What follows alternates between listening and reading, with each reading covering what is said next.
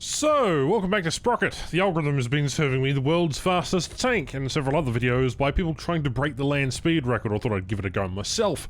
Although I'm not necessarily going to achieve that. You know, we built this in the last episode and, well, it can only do sort of about 50 kilometers if you really push it. Again, the road wheel design doesn't necessarily make it a very viable vehicle. So, let's change that and strip down the gun. Ah, goodness, this game is so much fun. Okay, strip down all the armor, then we're going to take everything off. And I'm going to see what this thing looks like with a turret. I really am curious to know what it looks like with a turret. So let's have a look. And... hold on, wrong one. This game is delightful. Oh boy. So, you know when it's cold in the morning, boys, right? Like really cold in the morning, right? Alright, so this thing has increased speed by about 10 to 15 kilometers. When I spotted this video, there you go. And we're going to replicate the same thing. He says, you modified a Mark IV and then changed all the transmission. So, we're going to do that by the video made by Fineton1642. Yeah. Okay, we don't need those side panels. What else do we know? We need to narrow the vehicle just slightly. And obviously, we're going to test it with some of the things here. Let's see if this works. Surprisingly, we're going faster than my other vehicle. Although the arse is dragging a bit on the ground, and we can't have that. Alright, she's a little bit unstable, but tracks increase, and then we can increase the distance. Let's see how we do now. Alright. It's quite mobile for a vehicle of this kind of size. Right, doing 58, 60, okay, we can do a little bit better. I reckon she'd probably do about 70, 80, no problem. Provided that this thing can turn. Turn! Come on! Get, no, not turning. Alright, well, yeah. Okay, back to the drawing board. I reckon if we change up the sprocket placement and then basically see what happens. Okay, I've done that. We've lined up on the end of the runway. Let's give it a best. Okay, 50, 60, 70, 80, 90. Oh, we're past 100 Ks, heading 110, 120. 130. Okay, we're starting to struggle here. Almost running out of runway. 140. RPM is a bit of an issue. And we got 140 about there. Okay. Interesting design, I must give it that. Alright, we need to do some final tweaks. Let's have a look. I'm going to load up the Centurion power pack on this thing. So we're going to borrow the engine from the Centurion, and then hopefully, let's see what that does. Yeah, hopefully. Maybe? I don't know. I have no entire idea what I'm doing here. Ah, that could help if I lower the armor numbers all the way down. So we'll just lower that. And this game tends to be a bit of one where you just mess around with sliders. There is an option for cheating, at least, or basically you make the vehicle a bit skinnier, and so on and so forth. I mean, look at that. This looks like to me it looks like a Goliath tank mine that's been shortened quite a bit. That back end needs to come down a bit. Yes, there we go. Droop, and then pull that in. Alright, let's see how this thing does. Top speed is already accelerating past what I really want. I need to fix the road wheels there. It's a little bit unstable. Oh, avoid the barrels. Avoid the barrels. Oh, Michael Bay explosions. We're fine. We're fine. We're good. The driver and the commander are completely injured, but that's fine. Alright, let's turn around. We need to line up on the runway. Come on. She doesn't want to turn. I forgot to put clutch steering in. Yeah, that's a bit of a problem. Okay, reverse. Full power. Forward. Full power. Come on, turn. Turn. Turn. Oh, crikey. So it's like wrangling an alligator. Come on, there we go. Turn. No. Okay, I want to be on the runway, please. On the runway. Come on.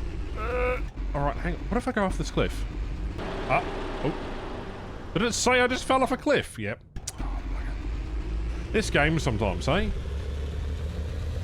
Alright, we are RPM maxed out at the moment. That's a little bit of a concern. However, this thing is an absolute rocket.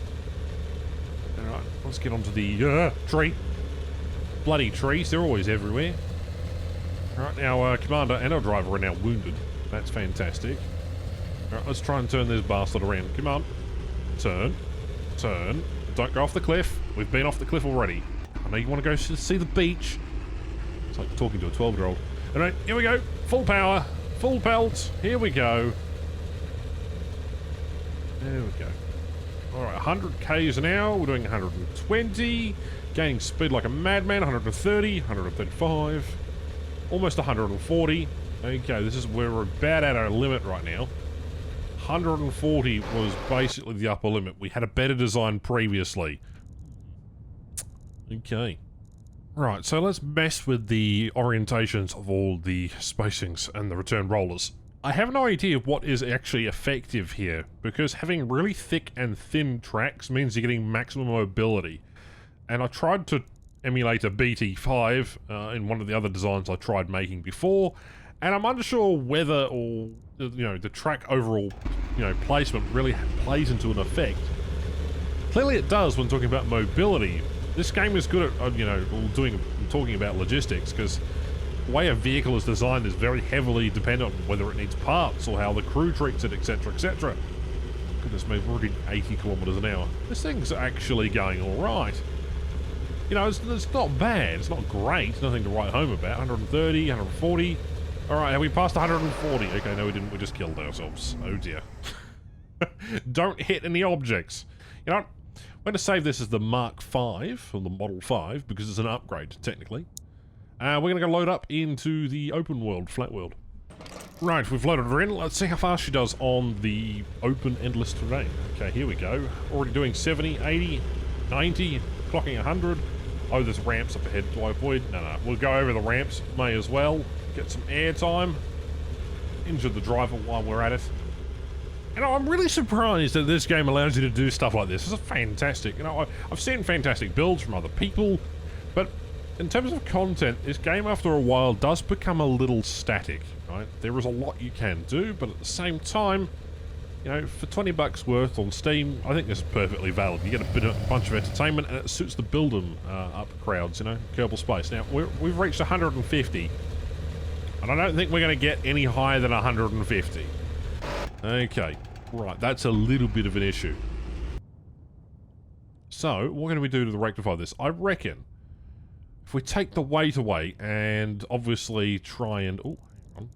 Slopey bum. Okay, let's push this down all the way into the sides like that, and then we push the vehicle into the base of the vehicle itself like that. No, let's go all the way down because we're losing weight here. Beautiful. Like that, we have basically made something that is statistically impossible, therefore we'll have a very fast vehicle, right? Right, that's my hope. 100 k's an hour already, 120, 130, 140. Look at this design. Absolutely crazy. Doing 150 now, we're passing 150. We've only hit 151. Oh dear. That's not going to fly.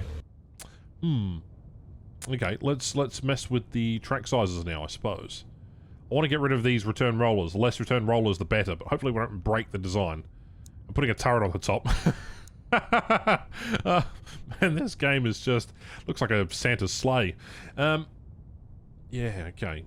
First off, let's take a look at the engine. What I want to do is I want to increase the displacement. Let's see if we can do that.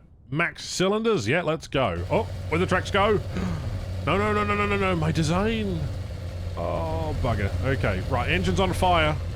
Engine will be caught on fire. There it is. Where is it? No! You absolute bastard game! Okay, well, you've just broken my design. Honestly, why didn't I save it? Oh, we're getting damaged off the... Look at this tiny sprocket wheel. Look how small it is. Right, can we actually fix this? I'm not sure that we're ever going to beat the 151 kilometers an hour, but we may revisit this in the future. Thank you very much to Phyton 1642 for the idea and the world's fastest tank in Sprocket. We'll revisit this one in the near future. Hope you enjoyed the short video today, and I'll catch you in the next one. Cheerio.